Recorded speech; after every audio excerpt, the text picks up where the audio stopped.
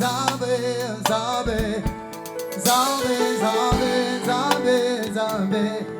Oh, tu as ordonné que nous soyons puissants dans cette année, l'année de moisson des grâces. Tu as ordonné que nous soyons puissants dans cette année, année de moisson des grâces. Puissant parole, puissant action, puissant spirituel, puissant financier. Matthieu 16, verset 13. Vous y êtes? Amen. À partir de 13, nous allons lire la parole. Alors, chacun lit dans sa Bible, chacun lit dans sa traduction. C'est parti. 2.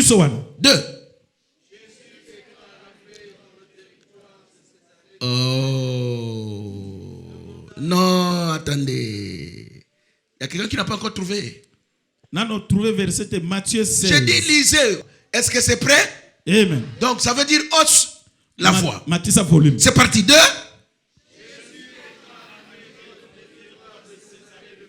Oui. 1.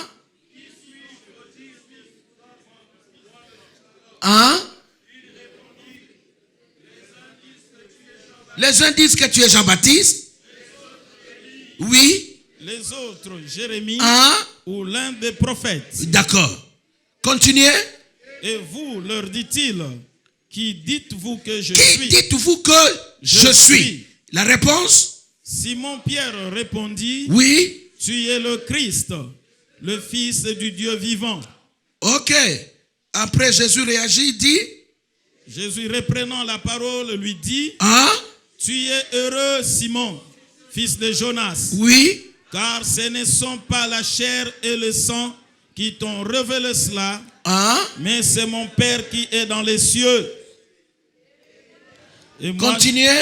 Et moi je te dis que tu es Pierre, et que sur cette pierre je bâtirai mon église, et que les portes du séjour des morts ne prévaudront point contre elle. Je te donnerai les clés du royaume des cieux. Ce que tu lieras sur la terre sera lié dans les cieux, et ce que tu délieras sur la terre sera délié dans les cieux. Amen. Amen. S'il y a moyen d'acclamer pour cette parole, faites-le.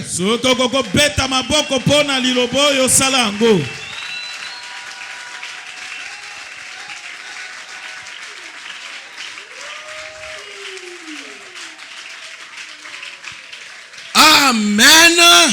Amen. Père, merci pour cette parole. Bénis-nous, Seigneur. Au nom de Yeshua. Amen. Amen. Merci. Autrement dit, les mises à part. Alors, ils sont appelés d'où? Ils sont appelés du monde, appelés de sortir du monde pour entrer dans ce qu'on appelle le corps de Christ, ou pour former le corps de Christ. Ils sont appelés à se consacrer, à appartenir à Dieu. Pourquoi on les a appelés ainsi? C'est parce qu'on avait vu dans la première église cette vie de consécration, cette vie séparée du monde. C'était des gens qui se distinguaient au milieu des autres par leur mode de vie, leur langage et leur comportement. Je voulais te dire, c'est l'apôtre Paul qui le dit dans la lettre aux Galates. Il leur dit que tous ceux qui croient en Yeshua sont fils d'Abraham. Or, Abraham, appelé père de la foi, c'est-à-dire le père de tous les croyants, Il est en quelque sorte l'emblème de la foi. De tous ceux qui croient se réfèrent en Abraham. Il est en quelque sorte le prémisse de ceux qui ont cru. Mais il est encore beaucoup plus le prémisse des appelés. De ceux qui ont reçu un appel pour sortir de quelque part et s'établir quelque part. Et ce que Dieu a demandé à Abraham de faire, c'est ce qu'il demande à chacun de nous quand nous croyons en Jésus comme Seigneur et Sauveur. Croire en Jésus, devenir chrétien, c'est passer par les pas d'Abraham, par le voie d'Abraham. C'est conformer à l'appel d'Abraham. Ce qui veut dire s'il n'y a pas une sortie de quelque part pour s'établir d'autre part, c'est que tu n'as pas répondu à l'appel. Mais nous sortons d'où alors? Nous sortons du système du monde. L'apôtre appelle cela le train de ce monde. Le train de la mort. Mais nous allons où? Nous allons dans le corps de Yeshua. C'est-à-dire quand tu es sorti du monde, tu ne viens pas dans l'église matérielle. Non. Quand tu sors du monde, tu viens en Christ. Je suis venu vous dire, nous sommes ecclésia. Le problème c'est lequel? Il faut que l'église sache ce qu'elle est. Je suis venu parler à un chrétien.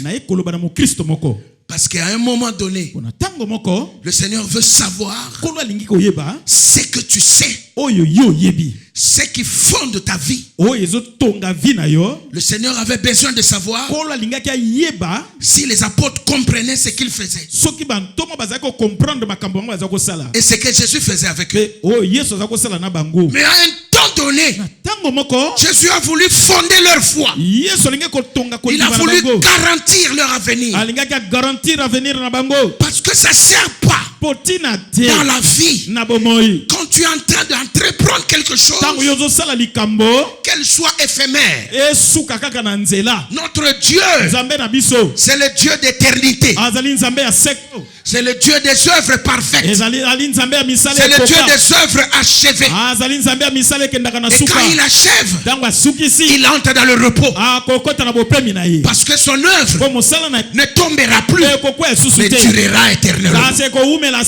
Et dans le souci de faire de ce salut une œuvre parfaite et qui dure, une œuvre qui entre dans l'éternité, le Seigneur a voulu vérifier le fondement.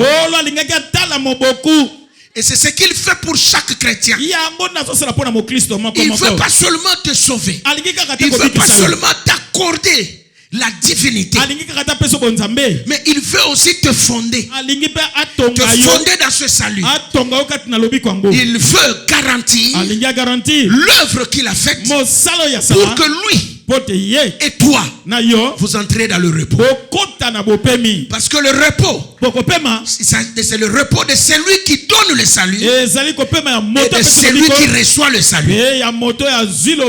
Quand Dieu a fini de créer, quand Dieu a fini de créer dans 6 jours, le 7e jour, il s'est reposé. Mais son repos était aussi automatiquement le repos de la création. Quand Quand Dieu se repose, la création aussi entre dans le repos du Créateur. Je veux dire ici, quand l'œuvre du salut de Dieu en toi devient parfaite, tu accordes à Dieu le repos. C'est à ce moment-là l'œuvre de la croix trouve son vrai sens. C'est pourquoi quelqu'un a dit, il y a de la joie dans les cieux quand un seul pécheur se convertit. Je pensais que tout le monde allait dire Amen. C'est comme s'il y a des gens qui ne savent pas à quel moment on dit Amen. D'accord. Et dans le souci de les fonder, de les rendre inébranlables,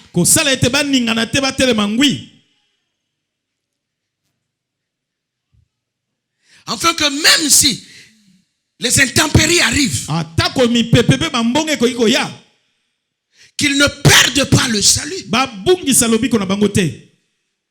Le Seigneur a choisi un fondement. Il leur demande, qu'est-ce que les gens disent de moi? Les uns disent, les autres disent. Tu es Élie, tu es le prophète, tu es là. Pour eux, pour les Juifs, ça ne pourrait être que l'un de celui qui était, de celui qui est passé, de celui qui a travaillé, l'un de ceux qui ont prophétisé, qui est revenu, parce qu'il croyait à la réincarnation. Or notre Dieu, c'est le Dieu de diversité. Il n'est pas pauvre en création. Dieu crée un esprit et il ne reprend pas le travail du même esprit, mais seulement le même Dieu est dans tous ces esprits qu'il utilise. C'est pourquoi quand on dit que Jean-Baptiste viendrait avec l'esprit de Élie, ça ne veut pas dire que Jean-Baptiste est le deuxième Élie. Il n'est même pas un Élie, mais il vint avec l'esprit d'Élie. L'esprit d'Élie ici, c'est l'onction. Or l'onction, c'est une dispensation divine, une capacité divine. Je dirais une portion de la divinité en mission avec un homme pour faire de lui un Dieu. C'est comme pour te dire, en 2020, je vais faire de vous des dieux.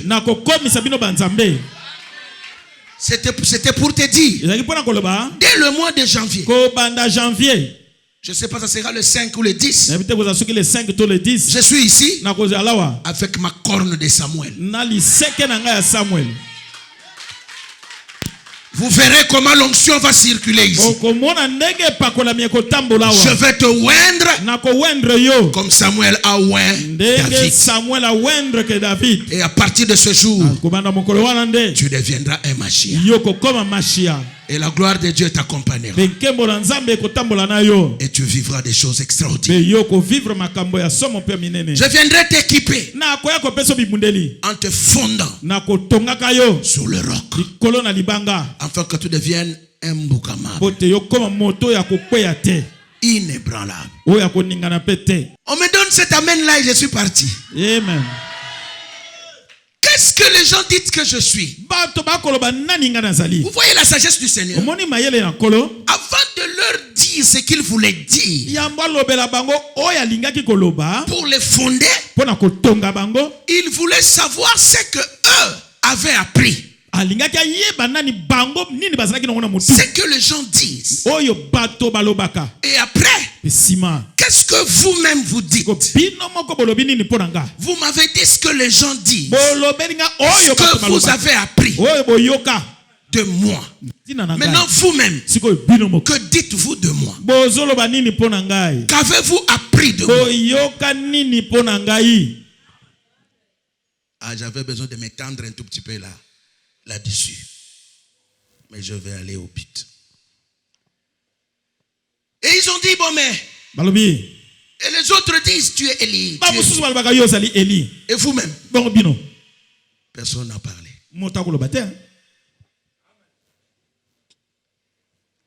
Parce que, en réalité et en vérité, parce que quand la réalité et la vérité se croisent, l'œuvre est parfaite. Il y a la matérialisation. Nous aimons la vérité, mais il faut que la vérité devienne réalité. Et quand ça commence par la réalité, il faut que ça devienne vérité. Je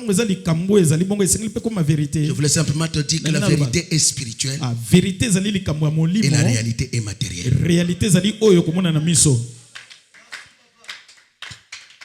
Or, beaucoup de choses commencent par la vérité et puis ça devient réalité.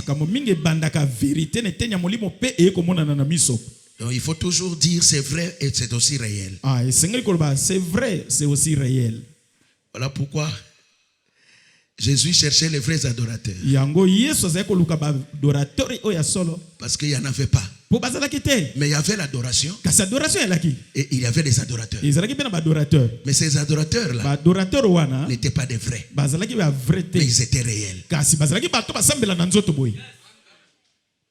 Ça veut dire, c'était l'adoration charnelle. Ça s'arrêtait matériellement. Mais ça n'avait pas de fondement spirituel. Et je voulais te dire, jusqu'aujourd'hui, Jésus continue à chercher les vrais adorateurs. Malgré que nous sommes au temps du réveil, il n'y a pas assez de vrais. Les adorateurs, les réels, ils sont là. Mais les vrais, il n'y en a pas encore. Parce que pour devenir vrai adorateur, il faut mourir et ressusciter.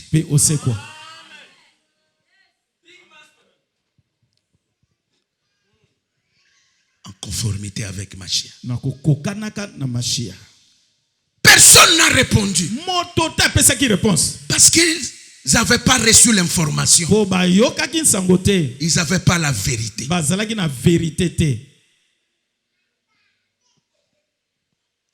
Et dans leur sincérité, ils ont osé ouvrir la bouche. Parce qu'ils n'étaient pas informés. Mais qui devait les informer? C'était le Père.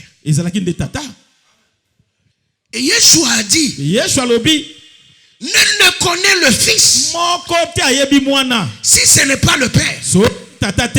Et c'est lui à qui le Père veut le révéler. Il ne pouvait pas le connaître. Selon les rumeurs, on a tout dit, mais ils n'ont pas dit la vérité.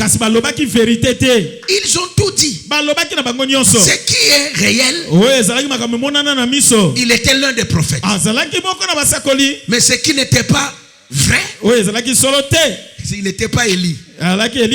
Il n'était pas comme les autres. Il était autre chose que ces gens n'avaient pas eu comme information. Écoute-moi mon bien-aimé. Tu pries. Il y a la rumeur dans le monde chrétien. C'est tout le monde qui parle de Jésus. Mais je ne sais pas quel est le Jésus dont toi tu parles. Je veux te révéler le Jésus dont moi je parle. Le Jésus que moi je prêche. Je te demande de faire attention. Parce que tout le monde parle de Jésus. Mais on voit moins de Jésus. Beaucoup de gens qui parlent de Jésus sont comme les apôtres et les juifs qui ne connaissaient pas réellement qui était Jésus. Ils vivaient avec Jésus. Ils étaient appelés apôtres de Jésus. Mais ils ne le connaissaient pas.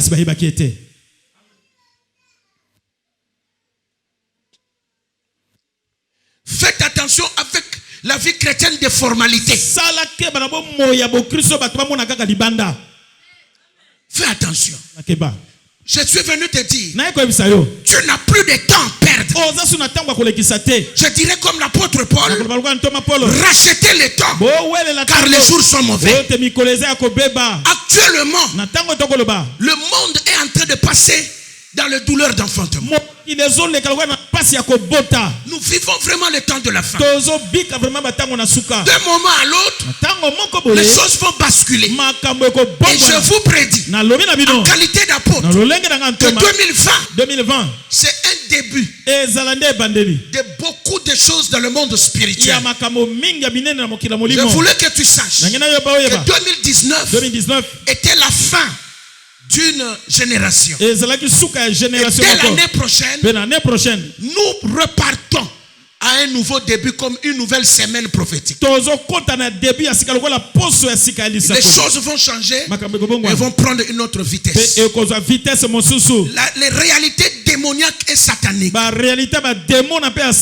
vont encore se manifester, s'extérioriser. Le diable n'aura plus honte de se présenter comme Dieu. La sorcellerie va se manifester d'une façon spéciale. Et je vous demande de faire attention, parce que dans le spirituel, le combat de l'église va changer aussi de niveau. Je vous informe que beaucoup de chrétiens vont abandonner la foi. L'apostasie va entrer. Il y aura des compromissions. Il y a des gens que nous avons connus comme des vrais qui vont décevoir. Faites attention. On vous amènera de nouvelles doctrines. À partir de 2020, il y aura un bouleversement dans le monde politique, dans le monde économique. Et il y aura bouleversement dans le monde chrétien. Retenez ces choses, parce que dès le 1er janvier, restez branchés à votre journal et vous apprendrez beaucoup de choses. Mais ces choses ne se passeront pas seulement sous d'autres cieux, mais ici aussi au Congo. Écoutez-moi bien. Le Congo vient de passer dans des moments difficiles économiquement parlant. Mais je voudrais vous dire, tout était préparé par le monde spirituel. Vous m'entendez? La crise du Congo n'a rien à voir avec des réalités économiques. C'est préparé. Et de même que c'était venu brusquement, ça finira aussi brusquement. D'ailleurs, 2020, des choses vont s'améliorer dans ce pays. Recevez. Mais, pour toi chrétien, tu dois savoir, tout est manipulation entre les mains du diable. C'est pourquoi les images qu'on est en train de prendre là, fais un effort pour en avoir dans ta maison. Chaque mois, revois cela ne fût-ce qu'une fois.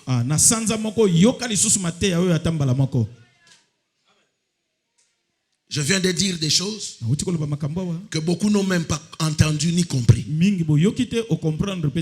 à force d'écouter, le Saint-Esprit va te réveiller. Que celui qui a des oreilles pour entendre, entende. Quand tu es dans une église, tu dois être averti. Parce qu'il y a ici l'esprit prophétique. Nous avons l'œil pour lire le temps, discerner le temps et avertir le peuple. À partir de cette année, Si tu trouves de l'argent, ne blague pas. Parce que la crise reviendra. Mais entre les deux crises, il y aura encore un temps de manne. Et ça commence 2020. L'argent revient au Congo. Mais profitez. Parce que mon Dieu vous bénira. C'est le moment de réaliser des grandes choses. Réaliser des projets. Quelqu'un me comprend? Réalise des projets. Ne blague plus avec l'argent. Et cherche la stabilité. Trouve-toi un petit terrain. Construis-toi une maison. Mais achetez aussi la parcelle de l'église. Rendez aussi l'église stable. Ah, pour ça, vous n'avez pas acclamé. Hein? Vous faites l'erreur. La première stabilité, ça doit être la maison de Dieu. D'abord la maison de Dieu. Parce que votre vie en dépend. Tu vois ta vie dans tous les domaines. Dépend de ta vie de prière. Dépend de ta foi. Dépend de ton Dieu. C'est-à-dire de ton église. Cette année, faites un effort. Si vous n'achetez pas cette parcelle, cette année, c'est très risquant. Je ne veux pas tout dire au micro parce que Tatawana Azoyoka. Mais je vous avertis, comme une sentinelle, tu as un morceau de terrain, c'est le temps de construire.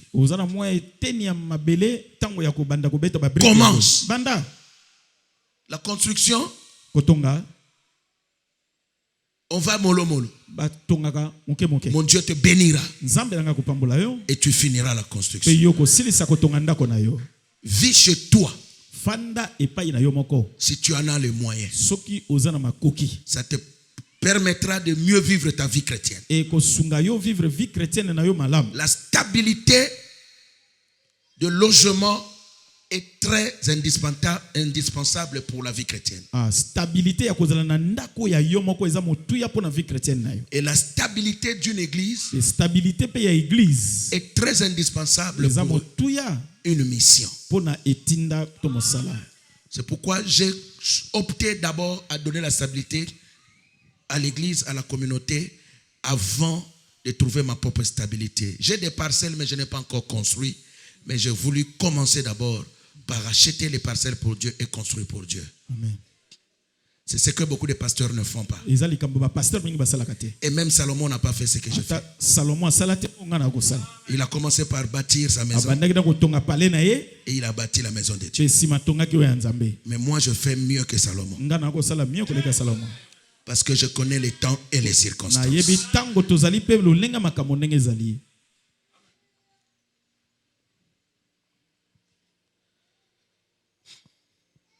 Yeshua leur dit, mais qui je suis? Personne n'a répondu. Tout à coup, c'est Pierre qui lève le doigt. Moi, monsieur. Moi, monsieur. Tout le monde le regardait. Les autres apôtres le connaissaient déjà. Les uns l'appelaient Touba. Les autres l'appelaient Bilobela Mwanza. Nous savons, lui, il aime parler. Mais il ne savait pas que le Seigneur l'avait choisi. Cette fois-là, ce n'était ni la chair, ni le sang qui allait parler en lui, mais c'était le Père. C'est lui qui révèle le Fils. Devait le révéler ce jour-là. Et il a choisi Pierre. Parce qu'en réalité, le Touba de Pierre n'était pas faux. C'était une aspiration. C'était l'expression de son zèle. Il parlait charnellement, mais dans le souci d'être utilisé par Dieu. Or notre Dieu sonde le cœur et les reins. Je veux dire à quelqu'un ici, mon Dieu t'utilisera. Il passera par tes erreurs pour faire de toi un grand homme. Heureux celui qui a commis les erreurs. Parce que par ces erreurs-là, les réussites vont être engendrées. Heureux celui qui a essayé. Parce qu'en essayant, tu sauras bien faire. Mais malheur à celui qui est poltron. Malheur aux paresseux. Malheur aux hypocrites. Parce que le Seigneur résiste aux orgueilleux. Il les résiste. Mais heureux les humbles, ceux qui se laissent, quand ils sentent que l'Esprit l'anime, ils s'abandonnent parce que le Seigneur les relèvera. Heureux ceux qui s'affaissent au pied du Seigneur parce qu'il le relèvera et le fera monter très haut. Et je t'assure, quand Dieu t'a élevé, aucune main ne peut te rabaisser. Aucune puissance ne peut te rabaisser. Et reste dans ta zone de confort. Au sommet de la montagne. Là où le Seigneur t'a placé. Alléluia. Pierre avait envie de parler de la part de Dieu. Mais il savait comment. Il avait toujours envie d'intervenir pour Yeshua. Mais il savait comment. Aussi faisait-il des erreurs. Et ce jour-là, quand la question fut posée, il avait envie de répondre. Mais il savait comment. Et le Père a vu ses sentiments. Je prie que cette fin de l'année et en 2020, que mon Dieu voit tes désirs, qu'il voit tes limites et qu'il vienne te soulever, qu'il te donne sa main et qu'il te pousse afin de changer l'impossible et que cela devienne possible. Reçois la grâce. Que mon Dieu voit les désirs qui brûlent dans ton cœur et qu'il vienne t'aider afin que tu dépasses les bornes. Parce que ce qui est impossible à toi est possible avec Dieu. C'est à cause de cela, à la réponse à ma prière, le Seigneur te donnera une portion de lui-même. L'onction. L'onction royale pour que tu domines comme un roi. L'onction sacerdotale pour que tu saches servir Dieu comme si c'est lui-même. Et l'onction prophétique pour que tu parles de la part de Dieu et que tes paroles ne soient plus les paroles de l'homme, mais ce sont les paroles de Dieu. Et si tu es branché avec moi, reçois cela maintenant. Shamarika Babayasa. Yeshua. Yes. L'aigle déploie ses ailes. Je veux que maintenant, quelqu'un qui est branché à moi reçoive la grâce que je libère.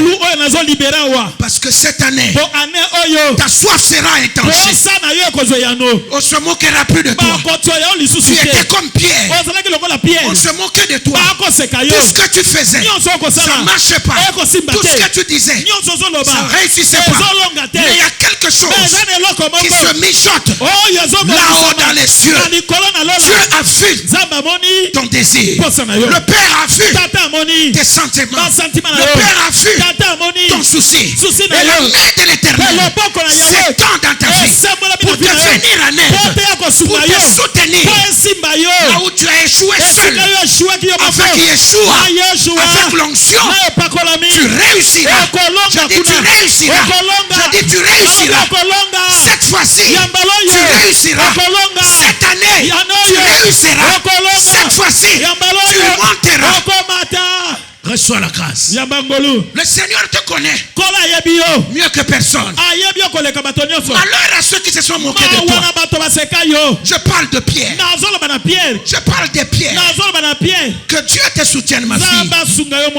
dans ta faiblesse, qu'il soit ta force. Dans tes échecs, qu'il les change en réussite. Que cette année, les gens s'étonnent.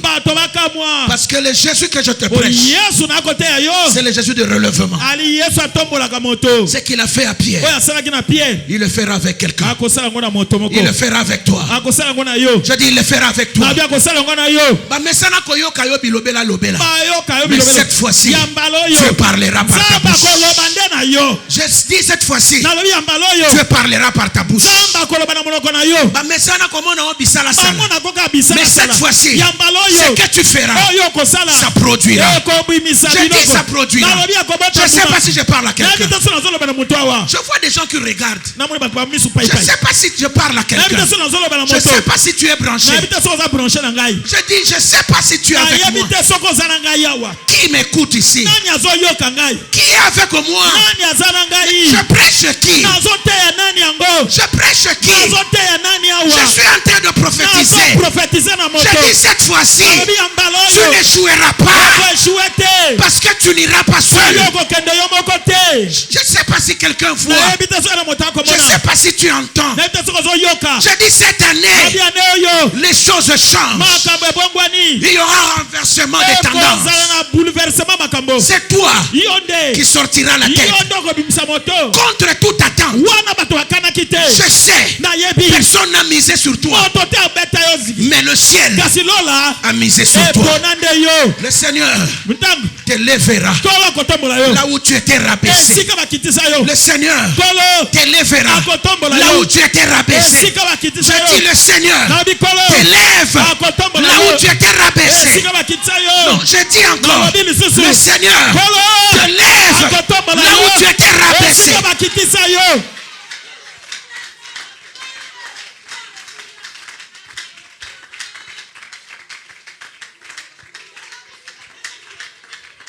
Reçois ça, ma fille. Reçois cela, ma fille. Reçois cela. Parce que toi, tu n'es pas n'importe qui. Tu es dans le plan de Dieu. Toi, suis-moi. L'autre a reçu. Toi, reste branché. Sinon, tu sortiras comme ça. Je veux te dire, le Seigneur sait ce qu'il a préparé. Tu sais quoi? Les pierres sont toujours comme ça. On les prend pour des hommes de rien. Les gens sont habitués à voir tes échecs. Mais ils oublient. C'est l'école de Dieu. C'était l'école de Dieu. Dans ces échecs, Dieu te prépare. Et l'heure est arrivée où le Seigneur va révéler. Il va révéler ta destinée. Il va révéler ta divinité. Il va révéler la gloire. Il va révéler son plan. Le plan qu'il a pour toi, ça doit être révélé. Si tu crois, reçois cela. Si tu crois, reçois cela.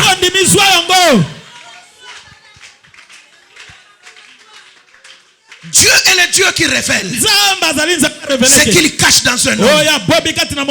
Pierre n'était pas choisi pour rien. Quand Jésus choisit les 12, il a pris Pierre. Il n'était qu'un pécheur. C'était un homme de rien. Mais est-ce que cet homme de rien, qu'est-ce qu'il allait faire?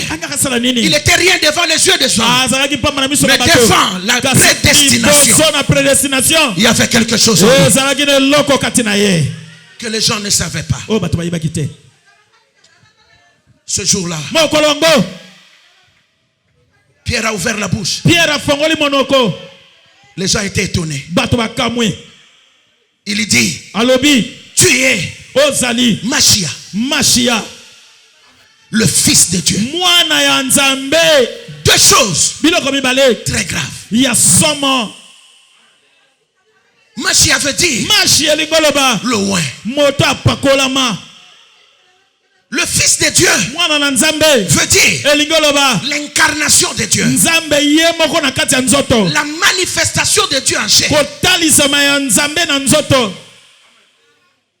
Or, Israël attendait cela depuis des années. Les scribes dans le temple et les grands prêtres n'ont pas vu ça. Ils n'ont vu en lui que le fils de Joseph, le charpentier. Parce que le père ne leur avait pas révélé.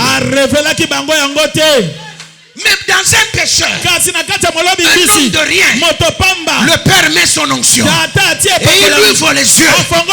Et Pierre a vu et il a entendu la révélation du ciel. Yes. Et quand Jésus reprend la parole, il lui dit, tu es heureux, Simon fils de Jonas, parce que ce que tu viens de dire, ni la chair, ni le sang, ni les diplômes, ni la théologie, ni la science des hommes, ni les grands prêtres ne pouvaient te le dire. Mais c'est parce que mon Père t'a choisi. Et ce soir, parce que nous sommes le soir prophétique, nous sommes dans le temps du soir. D'ailleurs, nous sommes au temps de la nuit. Et la nuit est avancée. Je suis venu te dire, tu es heureux. Comme Pierre, tu es heureux. Comme Pierre, ton bonheur commence. Heureux veut dire le bonheur. Comme Pierre, ton bonheur commence. Non, je dis ton bonheur commence. Ça veut dire que le moment où la révélation t'est donnée, où Dieu révèle ta destinée, c'est le moment où le bonheur commence dans ta vie. Et si Dieu révèle à quelqu'un ce matin, reçois ton bonheur. Si ta révélation a commencé, reçois ton bonheur. Et je vais entendre quelqu'un qui dit, oui, je suis heureux. Oui, je suis heureux. Dis-le encore. Oui, je suis heureux. Oui, dis-le encore. Oui, je suis heureux. Sois comme tu le dis. Qu'il te soit fait comme tu le déclares. Sois heureux. Sois heureux. Heureux plus que Pierre. Heureux plus que Corcon. Sois heureux. Heureux plus que Paul. Parce que l'heure de ta révélation a sonné. Ce n'est plus la chair. Ce n'est plus le sang qui vont te diriger. Mais tu es branché. Branché dans le ciel. Je te dis, maintenant la main, le ciel est sur toi. Le ciel est en toi. Le ciel t'a branché. Et je dis, reçois.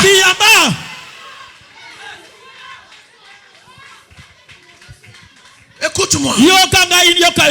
Ta vie n'est plus la même. Dès lors que tu es branché au système du ciel, tu dois savoir, quand Dieu se connecte à toi, la divinité devient ta nature. Quand Dieu, quand le ciel se connecte à toi, l'humanité cède la place à la divinité. Ce n'est plus l'homme qui parle. Ce n'est plus l'homme qui voit. Ce n'est plus l'homme qui touche. Ce n'est plus l'homme qui marche.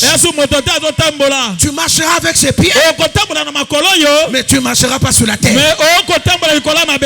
L'œil humain te verra sur la terre, mais l'œil spirituel te verra sous les mains des anges. Parce que toi, tu entres dans la dispensation du Fils. Écoute-moi. Tout ce que Jésus a reçu comme privilège dans sa vie terrestre, c'est cela le privilège de ta vie terrestre.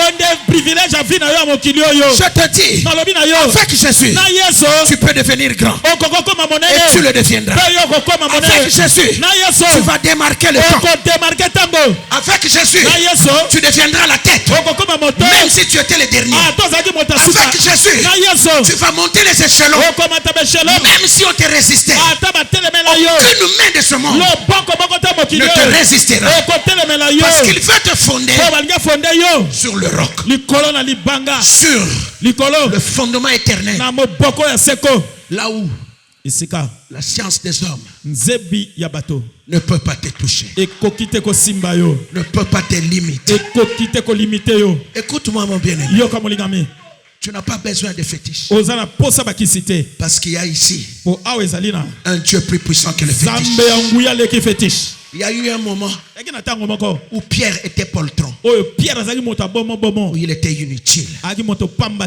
Mais dès lors que le ciel s'est connecté à lui, la vie de cet homme a changé. Il en sera ainsi pour ta vie. Il en sera ainsi pour ta vie. Alléluia. Amen. Je suis en train de voir quelque chose. Lève les mains. Shama. Shama. Oh, Jésus. Shama. Alléluia. Je suis en train de voir des couronnes sur vos têtes. Je suis en train de voir des couronnes. Pendant que je parle, je vois des couronnes. Je vois des couronnes sur vos têtes. Et maintenant, ces couronnes vont être mises sur vous. Tu vas sentir une puissance entrer en toi. Sache que ta couronne est posée sur toi. Alléluia. Alléluia. Dis avec moi Alléluia. Alléluia. Yes, dis avec moi Alléluia. Alléluia. Montre-moi tes mains. Yes. Yes. Recevez. Yamba. Recevez. Yamba. Yes. Recevez. Yamba. Recevez. Yamba. Quand tu vois quelqu'un comme ça, c'est que sa couronne est posée. La couronne est posée sur sa tête. Et toi aussi, reçois cette couronne. Yes.